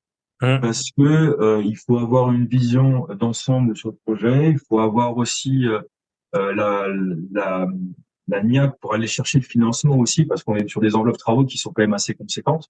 Et très souvent, on a une enveloppe de travaux qui est beaucoup plus importante que le prix du foncier. Parce que l'idée, on verra tout à l'heure, mais l'idée, c'est d'aller chercher surtout un bien qui est abandonné. Donc, le foncier, si c'est un bien qui est abandonné, qui est dans un état à tout à rénover, normalement, il n'est pas censé être élevé, il est même censé être un prix très, très bas. Donc, très, très bas. Donc, un déséquilibre au niveau bancaire pour aller chercher le financement. Et voilà, donc c'est vrai que cette idée-là aussi de voir le projet sur son ensemble avec un montant de subvention donné. Par exemple, tu touches 150 000 euros de subvention. Bah, si toi, tu as des projets aujourd'hui qui coûtent 500 euros, ou tu as un cash flow par exemple de 500 euros par mois, bah, fais 150 000 divisé par 500, tu as le nombre de mois, et le nombre de mois tu divises par 12 et tu regardes le nombre d'années que tu as besoin pour toucher les 150 000 euros. Bah, je crois que c'est pour quasiment 25 ans. Bah, c'est ça. On a tous des 150 000 divisé par 500, ça fait 300 mois. On a tous vu des emprunts à 300 mois sur 25 ans. Donc, voilà, ça veut dire que ça montre bien, en fait, que, en gros, c'est des projets où en fait, tu casses un peu l'image de la manière dont on calcule les rendements dans tout ce qu'on peut voir sur toutes les formations, tous les échanges qu'il peut y avoir en IMO. Tout le monde parle de cash flow net, etc., d'Airbnb. Non, ben là, on est vraiment sur un autre modèle économique et on est sur un modèle économique en plus où au final, on participe aussi à l'intérêt public. C'est un peu, mais en contrepartie de le mettre à disposition de gens qui sont salariés ou qui respectent un certain plafond de ressources, etc., ben, ça permet aussi de faire un investissement qui est, comme on dit, qui est responsable et engagé, qui est intelligent. Ok. Donc j'ai plein de questions, forcément. Vas-y. Heureusement qu'on va faire 2 épisodes. On fera un épisode sur le podcast privé où on déroulera comment trouver les villes éligibles, facile bien, il est éligible ou non. Mais première question, est-ce que c'est que sur les immeubles? Pas forcément. L'ANA, en tout cas, je sais que c'est pas, ça peut être sur les appartements. Exactement. Alors, première chose, tu as raison, l'ANA et Action Logement, les critères sont différents. Donc l'ANA, ça va être sur un immeuble ou un logement pris d'une manière individuelle. Même une maison que vous faites coloc ou autre, par exemple. Par contre, attention, l'ANA, la contrepartie, ça va être vraiment de plafonner ses loyers et d'avoir un gain énergétique sur l'étiquette. Donc, si tu as un gain énergétique sur l'étiquette du bien que tu vas rénover, tu es obligé de travailler avec des entreprises RGE pour toute aide financière avec l'ANA. Ça, c'est une obligation. Okay. Les RGE coûtent plus cher que les mecs que tu trouves sur le Bon Coin. Non, ça c'est vrai, c'est ce qui est dit. Il y a du vrai comme il y a du faux parce qu'en fait pour le moment ça devient un lobby ce truc-là parce que c'est un lobby de l'État. Hein, moi j'ai fait avec Mima par exemple la formation RGE. J'ai fait la formation RGE je ne suis pas pourtant en entreprise du bâtiment mais j'ai participé à 3 jours de formation et excusez-moi pendant les 3 jours rien. En 3 jours tu peux rien apprendre de toute façon. Et puis il faut savoir que très souvent qu'est-ce que le patron va assister 3 jours alors que c'est pas lui qui pose, tu vois ce que je veux dire? C'est ça. Ou sinon des fois c'est sa femme qui est assistante et qui participe à ces jours de formation. Alors pour être RGE, il faut faire 3 jours de formation et déposer des dossiers après à Calibat pour valoriser son travail et ses expériences dans le bâtiment. Mais ça c'est un lobby de l'État. Et peut-être que ça va devenir très souvent, je pense que ça va devenir obligatoire. Dans quelques mois, ça sera obligatoire parce qu'on entend tellement parler d'RGE que RGE, ça permet d'une part à l'État en fait d'avoir un pseudo-contrôle sur les sociétés qui vont demander des aides et qui vont avoir un certain sérieux sur leur activité administrative et financière, mais ça permet aussi d'éviter qu'on ait du travail un peu venu de l'étranger aussi qui profitent du système pour aller chercher des aides avec leur travail. Il y a un peu des deux. Parce que pour l'instant, on pourrait faire venir une société allemande pour faire des travaux subventionnés. C'est faisable. Parce que on peut pas, mais si l'entreprise allemande a de l'expérience pour valoriser son travail et qu'il a fait la formation, oui, il peut devenir joli aussi. Mais il faut, après, j'avoue, je sais pas d'ailleurs s'il faut qu'il soit domicilié forcément en France. Ça, c'est une très bonne question. Peut-être que oui. Parce que vu que c'est quand même un programme assez français, c'est peut-être une possibilité. Mais en tout cas, voilà, pour revenir sur RGE, parce que moi j'en parle parce que je suis dans le bâtiment, mais donc, l'ANA, du coup, donc, on peut faire logement, maison, etc. Et Action Logement, par contre, on te demande d'être monopropriétaire du bien. Donc, monopropriétaire veut dire qu'il n'y ait pas de copro. Donc, il faut être propriétaire de l'ensemble de l'immeuble de rapport que vous achetez. d'accord? Et tu as le droit, par contre, d'avoir une copro à minima solidaire.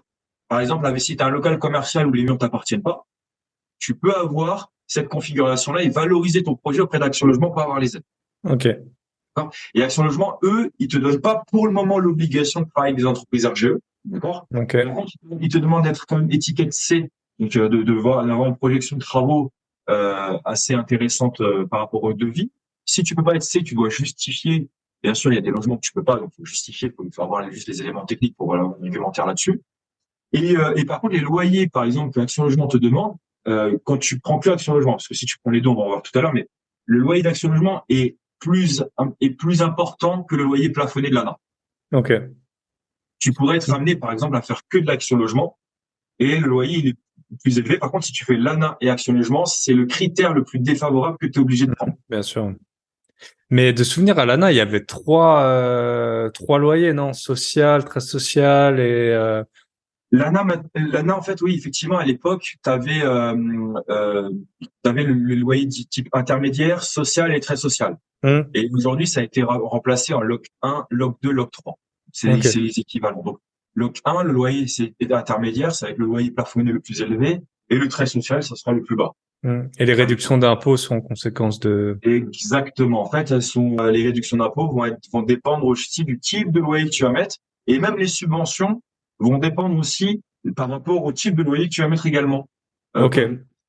Donc, en LOC 2, par exemple, tu vas avoir des primes, tu as des primes complémentaires, enfin supplémentaires même, par rapport au fait que tu vas mettre un loyer plus bas que le LOC 1, par exemple. Et pourquoi on parlait tout à l'heure de dire, voilà, l'ANA, effectivement, tu as eu écho que tu peux le faire que pour un logement. Mais pourquoi, pour moi, je trouve, pour le moment, j'ai pas eu d'argument là-dessus contradictoire, mais pourquoi c'est pas si intéressant là de prendre les aides de l'ANA que pour un logement, c'est que déjà ton loyer, il est plafonné pour un seul logement, tes dépenses quand même seront importantes par rapport si tu fais une rénovation globale, mais c'est surtout qu'en fait, le fait de faire un immeuble et de faire 3-4 logements, bah, si tu as des primes qui sont délivrées par logement, ça te fait, imaginer, tu as une prime de 2 000 euros, ça te fait 2 fois 4, tu as 8 000 euros de prime. Juste parce que tu as 4 logements, en fait, dans l'immeuble. Alors que si tu prends un logement à part, tu n'auras que une prime de 2 000 euros. Donc, des fois, ça permet d'optimiser son projet et d'aller sur un immeuble parce que Action Logement le demande. Et l'ANA va venir aussi se coupler à Action Logement. Mais comme tu as une diversité de logements et que tu as un nombre plus important que 1, eh ben, tu vas avoir des primes qui vont venir s'ajouter par rapport au quantitatif de logements que tu peux avoir dans ton projet. Ok. Parce que les primes, c'est par logement ou par mètre carré? Comment c'est calculé? Tu as des primes qui sont par logement et tu as un ratio après qui est pris au mètre carré selon l'état initial du bien. Ok. L'ANA, qu'est-ce qu'ils vont faire? Alors, Action Logement, eux, ils vont pas regarder forcément l'état du bien. Ils vont regarder les dépenses, d'accord, au mètre carré. Et puis, l'ANA, par contre, eux, ils vont faire venir quelqu'un et ils vont prendre des photos et ils vont faire un rapport. Et ils vont dire, OK, votre bien, il est très dégradé, moyennement ou faiblement. Et en fonction de ça, ils vont mettre un prix en face au mètre carré avec un pourcentage qu'ils vont attribuer. Et c'est de là où les aides vont être calculées. Et à partir de là, tu vas avoir des montants de subventions par logement qui vont être délivrés. Et en plus de ça, tu vas avoir des primes qui vont être délivrées par l'ANA, par les collectivités. Par exemple, il faut savoir qu'il y a des villes où ils valorisent des T3 en centre-ville et ils peuvent te donner 2 000 euros par logement si tu as un T3. Donc, si tu as 3 T3, juste parce que tu as fait un T3, tu as 6 000 euros. Ok. C'est pas à négliger, tu vois. 6 000 euros, ça peut te payer peut-être, je sais pas moi, les cuisines Les tableaux électriques. ou les tableaux électriques, ou même tous les sols. Et voilà, on a eu un petit souci technique de box, mais c'est ma faute en plus. Mais c'est réglé, visiblement, j'espère. Donc, on est parti sur un exemple. J'achète un immeuble de 300 mètres carrés à Bourges et je le paye, vu qu'il est éclaté, que personne n'a rien fait, que c'était un marchand de sommeil qui avait ça ou une vieille mamie. Je le paye 90 000 euros. Donc 300 euros le mètre carré, pourquoi pas. Mais en tout, on dit souvent que la réno, c'est à peu près 1 500 euros le mètre carré. Je sais pas si tu confirmes. Donc ça ferait un projet, on va dire, global dans les 500. 400 de travaux, allez hop, pour arrondir. À quelle aide j'ai le droit? Combien de temps je dois garder le bien? Combien je peux le louer à peu près? Est-ce que tu peux nous raconter un petit peu? Donc déjà, première chose, le bien, on vérifie la ville. Donc, la ville, Bourges, Feu Vert, elle fait partie des 222 villes de France d'Action Cœur de Ville. Donc là, on va avoir, le dispositif d'Action Cœur de Ville qui va pouvoir jouer dessus. L'ANA, on a dit que c'est sur tout le territoire, donc l'ANA aussi il va pouvoir avoir des aides.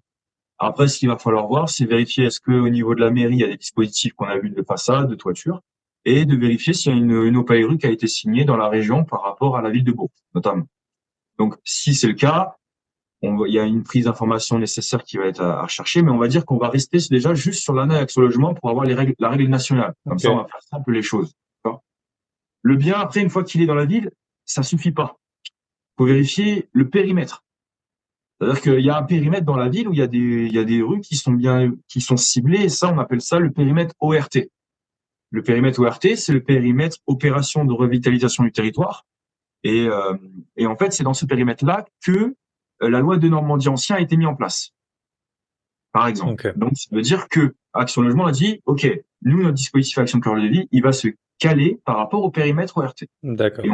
Et on va suivre les projets qui sont dans ce périmètre-là. OK. Donc, l'ANA, toute la ville, forcément, vu que c'est ORT, c'est donc l'avenue Montaigne à Paris. Je pense pas qu'elle soit dans l'ORT ou la rue de Rivoli.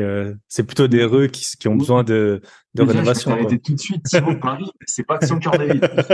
Enfin, la ville de Paris. Après, t'as des villes en banlieue, oui. Mais la ville de Paris, Marseille, Lyon et tout, ils ont pas besoin de ça. Ils sont sur un autre level. OK. OK. Donc, ORT. Donc ORT, et du coup, si les gens font l'analogie, ça veut dire que quand ils font un projet comme ça, ils ont aussi la loi de Normandie ancien en dispositif fiscal qui est possible. Mais ça, on reviendra plus tard. C'est-à-dire qu'ils ont soit la réduction d'impôt de l'ANA, soit la loi de Normandie. Et après, ils font le choix en fonction de qu'est-ce qui est plus avantageux pour eux. D'accord? Ça, c'est des choses. Faut vraiment dissocier les aides et la fiscalité. D'accord? Donc, une fois que donc c'est dans le périmètre, c'est dans la bonne ville, etc. OK. Maintenant, on va regarder l'état du bien. Est-ce que déjà le bien, est-ce que le bien c'est un immeuble, est-ce que c'est un logement? Là, on parle d'immeuble. Hein. Donc immeuble 6 logements. Voilà, immeuble 6 logements, monopropriété. Il n'y a pas de sujet, il n'y a pas de copro. L'idée c'est d'acheter et d'être maître de son projet. Donc parfait, on a l'immeuble. Maintenant, on va voir l'état du bien. Bon, je pense qu'avec l'expérience qu'on a maintenant, on peut se dire est-ce qu'il est très dégradé, est-ce qu'il est moyennement, est-ce que c'est juste un rafraîchissement? Et surtout, c'est vrai que ça on n'en a pas parlé. C'est est-ce qu'il est vide? Pourquoi? Parce que vu l'enveloppe travaux à prévoir et vu la remise sur le marché à faire sur ce genre de projet, vaut mieux qu'il soit vide. Et nous, on l'encourage, il faut qu'il n'y ait personne dedans, donc il faut qu'il soit vacant. Déjà, d'une part, pour éviter d'aller reloger ou pas en fonction de est-ce que ça va vous le faire ou est-ce que c'est à la collectivité, il n'y a pas de sujet, on ne prend pas ce paramètre-là en compte. Comme ça, on se prend pas la tête, on enlève les contraintes. Deuxième chose, si vous laissez des locataires dans un logement et que vous jouez un peu au domino ou à Tetris en disant vas-y je le mets là pendant que je fais les travaux là et je le change, non. Quand on parle de travaux dans l'intégralité d'immeubles, on parle de colonnes d'eau usée, on parle d'électricité, on parle de travaux qui vont aussi porter atteinte peut-être à la sécurité du locataire à un moment donné, que ce soit dans les communs ou que ce soit à un moment donné chez lui. Donc on ne peut pas se permettre, clairement, d'accord. Enfin en tout cas là c'est le professionnel qui parle du bâtiment, vaut mieux pas jouer avec ça. Dès qu'il y a une personne qui ne fait pas partie, qui habite dans un endroit où il y a des travaux à faire sur l'intégralité, non mais voilà. Vaut mieux quiconque a déjà été sur un chantier, tu vois bien les escaliers, les trucs, enfin c'est l'enfer. C'est pas possible. Il suffit juste qu'une rallonge soit là dans les escaliers, qui prenne les pieds dans la rallonge, qui dégringole les escaliers et qu'il ait un arrêt de travail d'un mois ou deux, mais c'est vous qui êtes responsable. Vous êtes le maître d'ouvrage. Maître d'ouvrage, ça veut dire client de l'opération. Maître d'œuvre, c'est lui qui va exécuter, qui va faire l'ingénierie, qui va sous-traiter en fonction de l'organisation de sa structure. Mais vous êtes le maître d'ouvrage et vous êtes responsable, en fait. Donc, c'est à vous, après, de prendre les devants et d'enlever, en fait, tous les paramètres qui compliqueraient le projet. Bon, vide, voilà. Donc, et après, vu qu'il est pourri, on va dire, qu'il est vide, il est dans le périmètre, que vous l'achetez aussi en dessous du marché, mais ça, visiblement, ça a l'air d'être le cas par rapport à ce que tu me dis, on va faire simple, parce que des fois, il y a des trucs pourris qui sont hors, qui sont trop chers, donc ça, c'est aussi arbitré. On va dire pour le moment, tous les feux sont ouverts. Et à ce moment-là, sur un projet comme ça, on va être aux alentours. Tu m'as dit que c'était 300 mètres carrés. Le foncier, de toute façon, dans tous les cas, il n'est pas pris en compte pour le calcul des aides. D'accord. Ok. Et ce qui va être pris en compte, ça va être le nombre de logements, la surface et l'état du bien. Ok. Et à ce niveau-là, on va dire que si je prends un calcul national et qu'on est à plus de 1000 euros TTC du mètre carré en rénovation, on pourrait atteindre minimum 190 000 euros dessus. Donc 300 000, admettons que je fais 300 000 de travaux, 180 000. 190 000 de subventions. Ok. Sans compter les primes, sans compter les collectivités, sans compter la ville. Ok. Et ça, ce serait quoi? 30% à peu près ANA, 30% Action Cœur de Ville? En fait, pour expliquer, si le bien il est très dégradé, l'ANA établit un calcul qui est de 1000 euros hors taxe fois le mètre carré. Ok. Et ensuite, ils appliquent un pourcentage qui est lié justement aussi à l'état du bien. Ils vont appliquer 35%. Ok. Donc, 35% de 300 000, ça te fait déjà, je crois que c'est 105 000 euros. 105 000. D'accord? Et ensuite, il y a Action Logement. Et Action Logement, eux, qu'est-ce qu'ils font? Ils ont un calcul un peu différent. C'est que eux, c'est 1000 euros TTC du mètre carré, que ce soit moyennement, hautement dégradé ou pas. C'est 1000 euros TTC. Par contre, quand je le dis, que ce soit pour l'ANA ou Action Logement, si c'est 1000 euros hors taxe ou 1000 euros TTC qui est pris en compte, il faut que aussi la dépense ramenée au mètre carré par logement dépasse ce plafond. Bien sûr. Parce que sinon, ils vont prendre au prorata.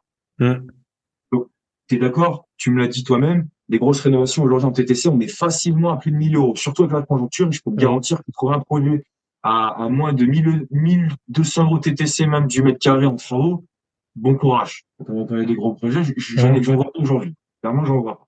Surtout que ce genre de projet, comme ton projet dépasse 100 000 euros, l'ANA t'oblige à prendre une maîtrise d'œuvre. C'est-à-dire que tu choisis ta maîtrise d'œuvre, mais tu dois avoir une maîtrise d'œuvre parce que tu dois, pour monter les dossiers, faire les plans, les devis, transmettre les décennales, etc.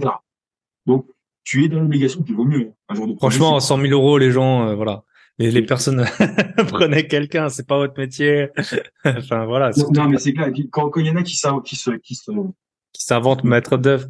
Qui s'inventent maître d'œuvre, qui disent, ouais, c'est bon, moi, j'ai fait moi-même, moi, je lui dis ça, je vais payer le matériel, mais en fait, je me rends compte que j'ai des problèmes après sur le chantier. C'est un métier, les gens. C'est un métier. Ne vous improvisez pas, maître d'œuvre. Oui, il y a des projets, effectivement, si c'est du rafraîchissement, et pour optimiser votre renta, c'est vos premiers projets que vous voulez pas déléguer parce que c'est pas des gros travaux. OK. Mais moi, je le fais, bien entendu, qu'il y a des choses où il faut relativiser. Mais là, on parle vraiment d'un gros montant et d'une grosse responsabilité derrière. Et demain, si vous faites les travaux et que vous avez la toiture qui est mal faite et que ça s'infiltre, ben là, je peux vous dire que c'est que pour vos frais. Parce qu'il n'y a pas d'assurance derrière. Et vous n'êtes pas considéré comme professionnel. C'est un exemple. Alors que si vous faites maîtrise d'œuvre, c'est la décennale de la maîtrise d'œuvre qui prend le relais avec l'entreprise qui a exécuté les travaux. Et ça peut vite monter à 30 000 euros à refaire une toiture. Hein. Enfin, j'exagère, mais c'est sans l'eau, quoi. Sans les problèmes d'eau. C'est de toute façon tout ce qui est tout ce qui est après imprévu, sinistre ou autre, ça peut vite monter en fonction de ce que ça. Donc voilà. Donc en fait, pour revenir, 300 000, on a dit que c'est 300 fois 1000, 300 000 fois 35%, on est à 105 000 pour l'année. D'accord? C'est une estimation. Hein. On fait très simple, on catégorise. Et ensuite, j'ai même pas compté les primes pour l'ANA, parce qu'il faut compter pour les primes. Quand c'est une passoire thermique, quand les logements sont des passoires thermiques, il faut compter à peu près 2000 euros de primes par logement. Ok. 2000 euros, donc 2 fois 6, 12 000. Juste parce que c'est des passoires et que tu vas les sortir de passoires thermiques. 12 000, c'est 12 000 plus 105 000. Donc, tu as 117 000. Ok. 117 000. Et ensuite, t'as Action Logement qui, eux, ils vont faire 1000 euros, donc pareil, fois la surface, donc tu as 300 000 euros. Donc là, on parle de TTC et hors taxe, faut faire attention parce que c'est pas la même prise en charge. Et Action Logement va dire, écoutez, monsieur, nous, qu'est-ce qu'on fait? On sait que l'ANA vous a donné tant, ben nous, sur les 300 000, on vous donne 30% en subvention et jusqu'à 70% en pré-travaux à taux 1,25 sur 20 ans avec un différé partiel de 2 ans possible. Donc, si tu fais le calcul, ça veut dire qu'à 117 000, tu rajoutes 30% de 300 000, t'es à 90 000. D'accord? Donc 207 000. Donc, si tu fais 117 000, ça fait 207 000. Moi, je t'ai mis plus bas. Pourquoi tout à l'heure, quand je t'ai dit 190, c'est pour que, vaut mieux être pessimiste dans ces chiffres pour après améliorer et aller derrière récupérer et qu'il n'y ait pas de mauvaise surprise en fonction de la manière dont tu montes le projet. Plus c'est que tous les communs, là, il y a 0 subvention, d'accord.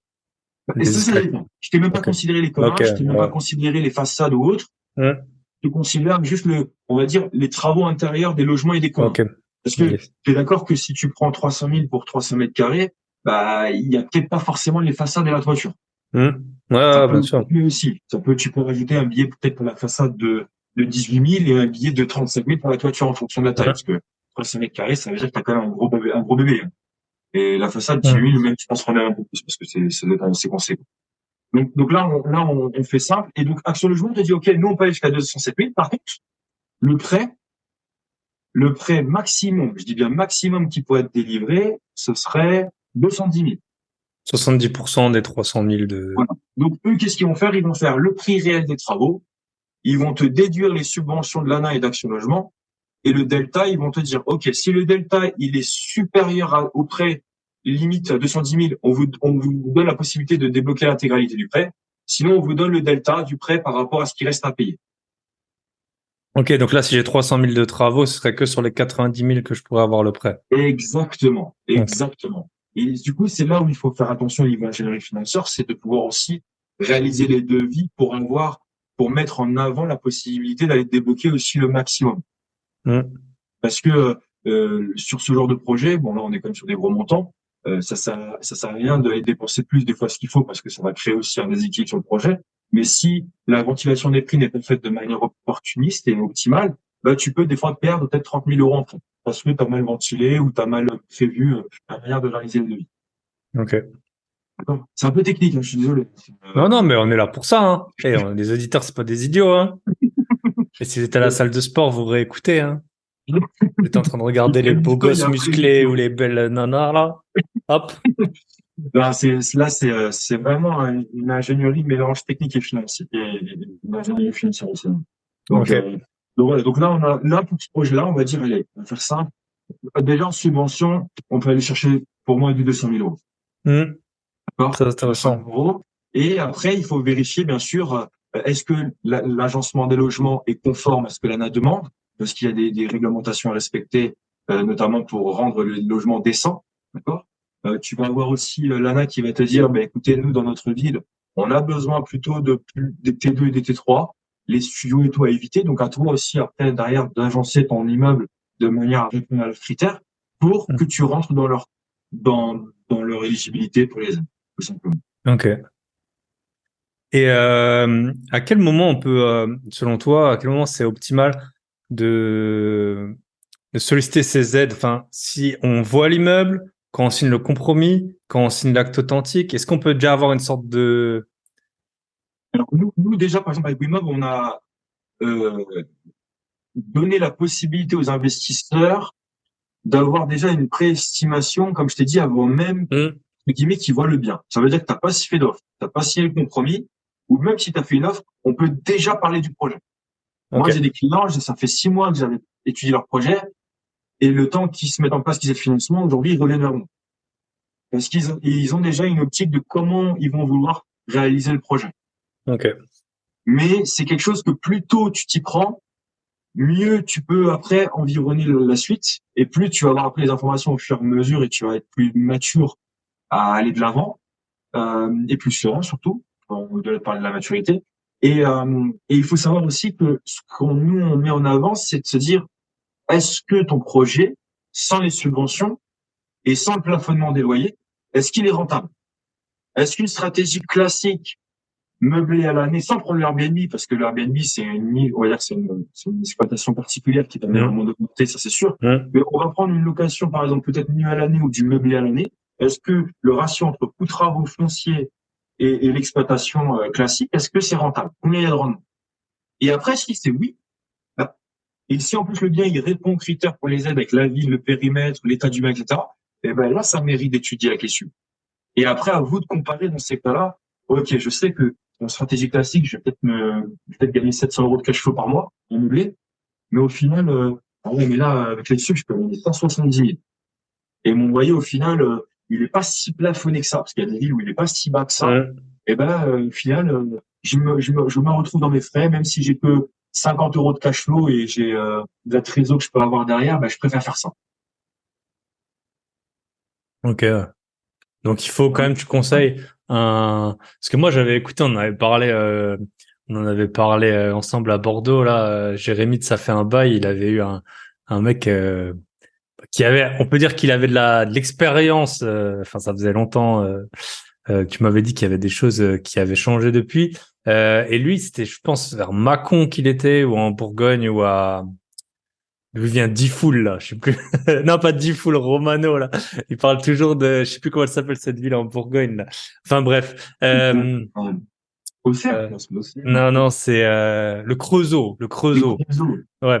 Et donc je sais que le gars il était là-bas et en fait de ce qu'il disait c'était que ces projets hors subvention ils étaient pas dans les prix du marché. Est-ce que selon toi, enfin, on trouve des biens rentables même hors subvention dans ces Qu'est-ce que villes? tu veux dire qu'en fait, de base, les produits qu'ils trouvaient, il n'y avait pas de rentabilité?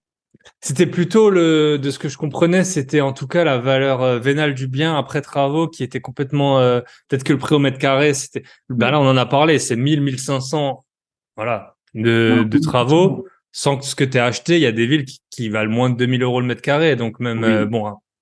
oui. Effectivement, alors très important, on n'en a pas parlé encore, c'est que l'objectif aussi, c'est de vérifier est-ce que le foncier au mètre carré plus le prix de travaux au mètre carré, est-ce qu'on est toujours dans les clous du marché?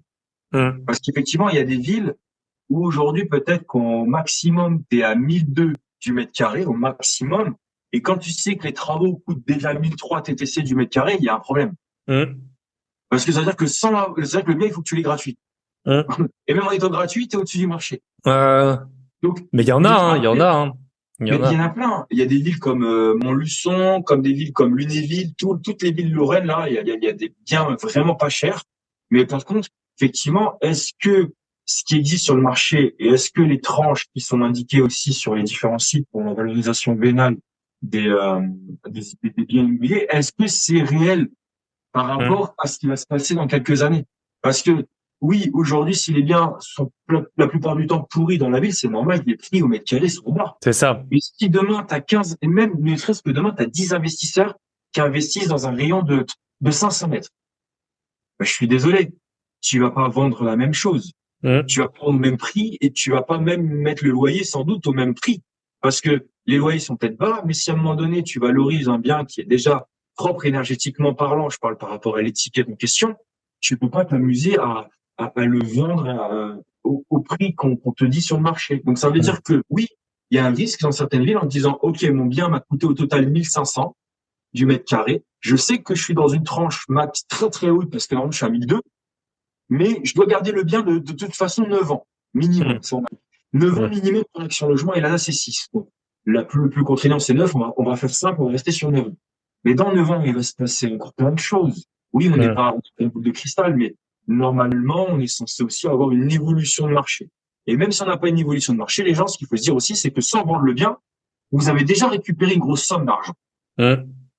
Donc ça veut dire que vous avez, si vous prenez votre bien et que vous utilisez toutes les subventions pour rembourser en anticipé, ben, quand vous ramenez au mètre carré, votre projet vous a coûté beaucoup moins cher que ce que vous mettez sur le papier. Et là, du coup, vous dites, attends, en fait, je fais du cash flow positif sur des loyers plafonnés, je diminue largement aussi le prix au mètre carré de mon projet, et dans 9 ans, je vais pouvoir déplafonner mes loyers et ou le revendre en fonction de la conjoncture.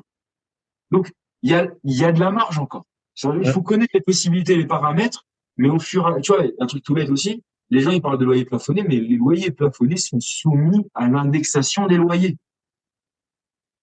Ça veut dire que si tu as un loyer Alors que toi, ton plafonné, prêt, lui, il est pas soumis, hein. Ton prêt est non. fixe. Donc, Hum. si tu tapes à 1500 euros de loyer, 1500 euros de crédit, bah, ton loyer, tu sais que même dans les 3 ans, il va quand même augmenter un petit peu. C'est peut-être pas Hum. grand chose, mais si tu as 5 logements, c'est les 5 qui vont Bah, augmenter. Peut-être, ça va te faire peut-être déjà 150 euros de plus. Voilà. Et puis petit à petit, ça va te grappiller comme ça à chaque fois. Et après, par contre, quand tu auras fini le conventionnement, tu seras libre de pouvoir faire ce que tu veux. Vendre la découpe, faire du Airbnb, faire du meublé. La seule chose il faudra être vigilant, c'est que tu ne peux pas augmenter du jour au lendemain le loyer comme ça. Faut s'assurer soit oui, celui qui est dedans, oui, tu peux pas le. voilà, tu peux pas parce que le gars il va dire allez surprise, hop, tu vas avec une bouteille de Hum. champagne. Tu me dis augmenter le loyer, non, c'est pas Hum. humainement parlant, c'est pas du tout, et puis c'est pas éthiquement, c'est nul, c'est nul. Il y a des démarches à faire, tu dois le prévenir plusieurs mois à l'avance avec un recommandé. c'est une augmentation qui est progressive et après, c'est à lui de voir s'il veut rester ou au contraire, est-ce qu'il est d'accord de la situation. Ok. Donc, c'est des choses qui se discutent aussi en Inde. Mais voilà un peu ce que je peux dire sur ces villes-là. Et effectivement, il a raison. Il y a des villes sans les aides où c'est difficile de faire du rendement ou même de s'y intéresser pour faire les travaux. Ouais. Ok. Nous, on est sur Autun, pas loin du Creusot, de Mâcon, je pense que c'est tous toute la même région. À Autun, il y a pas mal de projets là-bas, mais c'est vrai que ce sont comment dire, quand tu regardes effectivement au kilomètre carré, bah, tout de suite avec les travaux, tu es dans la marge haute. Ouais. Mais est-ce que tu peux te comparer avec ce qui existe aujourd'hui? Je pense pas. Je pense Ouais, pas. c'est une vraie question et on en discute souvent avec nos membres là parce que parfois tu trouves des biens, bah c'est ça, tu trouves un bien à 2 000 € du mètre carré mais nickel meublé qui tourne déjà dans des villes où le prix il est à 1 000, 1 200, 1 500. Et voilà, sauf que en fait les prix, bah quand t'es chez le notaire il en sait rien de l'état du bien. Parce que je veux dire l'estimation la plus fiable des prix au mètre carré c'est le notaire, mais le notaire il va pas mettre, enfin quand il donne ses statistiques, il va pas dire bon bah là vu que l'électricité était pas aux normes, ça change ci, ça change. C'est vraiment le prix que les gens ils ont payé quoi. C'est Donc tellement subjectif le prix d'un bien. Au final, on- t'as pas une grille exacte qui te dit voilà, si le bien tableau est sûr. pas là, c'est moins 10%. Si c'est ça, c'est moins 5. Ça serait Ouais, facile. Ça serait ouais. facile. Les On va dire, voilà. étages, le bruit, il y a tellement de paramètres qui peuvent. C'est pour ça que c'est toujours compliqué de Après, c'est comme d'estimer. je prends l'exemple de la ville de Béziers qui s'est si on a, il y en a plein qui investissent là-bas, j'en connais. À Hum, l'époque, si tu prends l'exemple il y a 15 ans et maintenant, bah, peut-être qu'il y a 15 ans quand ils ont fait leurs travaux, ils étaient dans une marge haute quand même. Et là hum, aujourd'hui, bah, les prix ont augmenté. hum, Donc parce que économiquement, les gens s'y sont intéressés, ils ont dit ah toi t'investis là-bas, ah il y a ça à faire, ah ben je vais y aller. Donc il y a un engouement derrière aussi hum, qui se fait. Il y a des prix par exemple là tu vois aux infos là, ils ont parlé de ça hier ou avant-hier, ils sont allés faire un focus dans le département du Cher et ils ont dit ouais c'est bizarre dans le Cher, bah contrairement au Cher c'est l'immobilier n'est pas cher.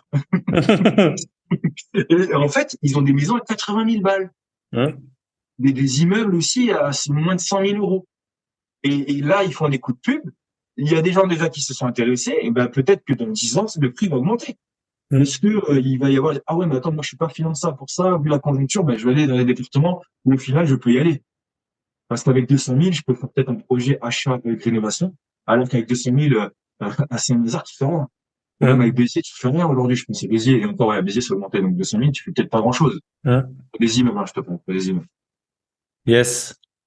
Ouais, bah après c'est l'objectif, hein, c'est l'objectif du dispositif, c'est d'améliorer le parc que ce soit locatif ou d'habitation en général des logements. Ok, on a fait donc là on a vu les subventions, les contraintes. Donc t'as dit loyer plafonné, 9 ans pour l'ANA, 6 ans pour l'Action Logement.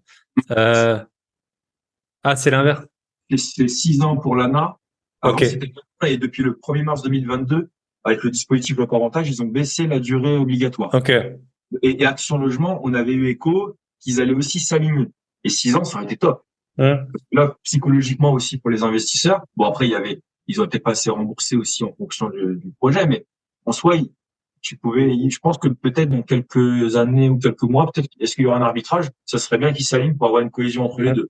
Mais en tout cas, il faut savoir que s'il y a le dispositif Action Cœur de Ville, aujourd'hui, c'est 9 ans obligatoire, minimum, et l'ANA, c'est 6. Donc, si vous avez les deux couplets, il n'y a pas de jury, aujourd'hui, il n'y a pas de recul pour dire qu'est-ce qui se passe au bout de la 7e année hum, si on a mis les loyers de l'ANA par rapport à Action Logement. On va dire qu'il y a un petit hum. flou là-dessus. Mais pour faire simple, c'est 9 ans. On va dire que c'est un Ok. engagement de 9 ans. Comme ça, on est. Et qu'est-ce qui se passe si tu vends avant? T'as déjà Alors, eu des. si tu vends avant, contrairement à ce que les gens peuvent dire, il n'y a pas de remboursement de subvention, clairement. Si ton projet est terminé, que toi, tu as signé les conventions, que tes locataires sont en place avec le loyer plafonné, il faut juste que ton acheteur, donc ton futur propriétaire, poursuive le conventionnement. Ok. Ça, on le voit dans les actes notariés, c'est tout le temps indiqué, hein, que le logement ne fait pas partie du conventionnement. Enfin, c'est une des premières clauses des compromis. Euh, Et en fait, des fois, c'est bien aussi, pourquoi pas, de revendre avant 1 an de fin de conventionnement, parce que tu peux peut-être le liquider plus rapidement, parce que le gars en question, il sait qu'il va pouvoir après améliorer son hum, cash flow une fois que le conventionnement est terminé. Je sais qu'il y a des gens qui sont un peu à la recherche de ce genre de process.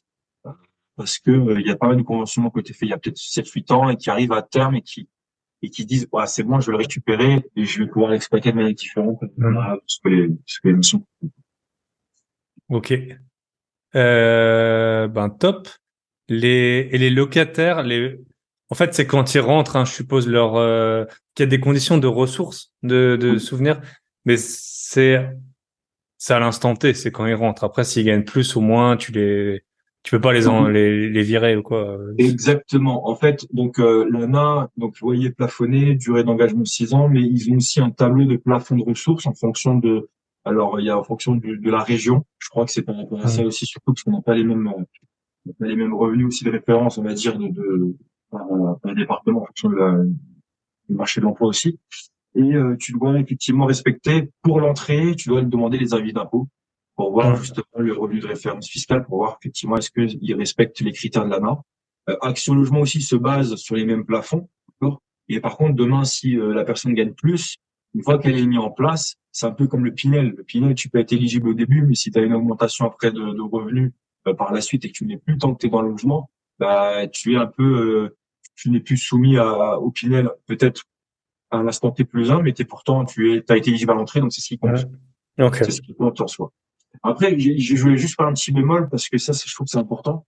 Il faut savoir que vous n'êtes pas obligé aussi de conventionner tous vos logements dans un immeuble. Ça, c'est très important.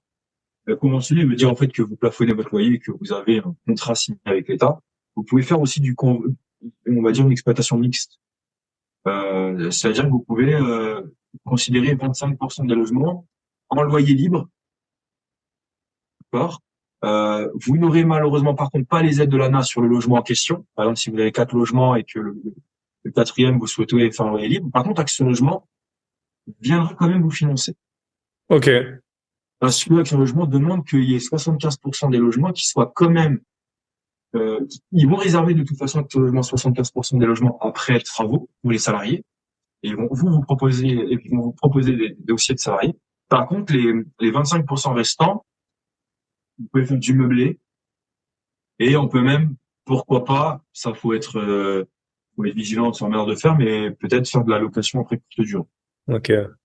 Donc l'idée c'est mieux de partir sur du meublé de base, comme ça en plus vous savez que vos loyers, donc ça va compenser les pertes que vous avez peut-être sur les 3 autres loyers, et ça va vous permettre même des fois de faire du cash flow grâce au quatrième logement. Ok. Et d'équilibrer du coup les dépenses par rapport à ce qui peut se faire. Yes. Bah, c'est top, hein. Franchement, ça donne envie. Ça donne envie de faire un petit chèque à 300 000-400 000 balles, et d'aller dans les, dans les territoires de France où on n'a pas l'habitude d'aller. Après, c'est ça quand on est investisseur immobilier, hein. C'est marrant quand on parle des villes, ouais, je suis à Limoges et tout. Enfin, des personnes hors investissement, ça fait pas rêver, alors que les autres, tout le monde sait, ah ouais, bah, ça c'est une bonne ville d'investisseurs. Non, il me semble. Pardon? Limoges et Action perdue, par exemple. Je crois que c'est Ouais. Je sais pas, mais en tout cas, c'est vrai que c'est une bonne ville. Enfin, il y a plusieurs investisseurs qui sont connus qui sont là-bas. Bah écoute, on a fait un bon petit tour, hein. On a fait un bon petit tour de ce qu'il est possible de faire. Nous deux, on va encore faire un autre épisode sur bah, justement comment voir s'ils sont bien éligibles ou non. Ce sera sur la boîte à outils des investisseurs. Rejoignez-nous, c'est pas cher et en plus, voilà, vous allez pouvoir nous voir en pleine forme. Si on veut te contacter, tu peux appeler pour les gens.